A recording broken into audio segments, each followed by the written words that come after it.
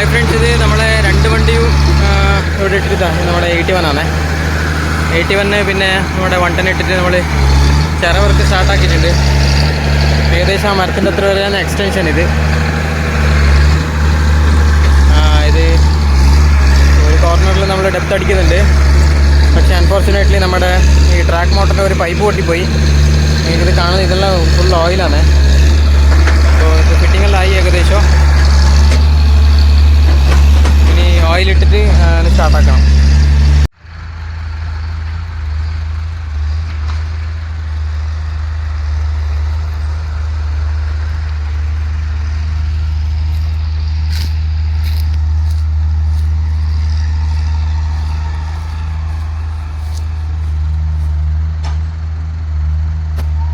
Friends, അങ്ങനെ നമ്മുടെ Tata കോഫീൻ്റെ work complete ആയിട്ടുണ്ട്.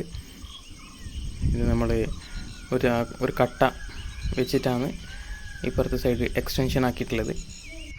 ഇപ്പം നമ്മുടെ വാട്ടർ ലെവലിന് ഏകദേശം ഒരു 6-7 അടി ഡെപ്ത് പോയിട്ടുണ്ട്. ആക്ച്വലി അവരുടെ റിക്വയർമെൻറ്റ് വന്നിട്ട് ഏകദേശം 10 അടി ആയിരുന്നു. പക്ഷേ 10 അടി അടിക്കാൻ പറ്റിയിട്ടില്ല. അപ്പോൾ അങ്ങനെ അവരുടെ ബഡ്ജറ്റിൻ്റെ ഉള്ളിൽ തന്നെ വർക്ക് കംപ്ലീറ്റ് ആയിട്ടുണ്ട്.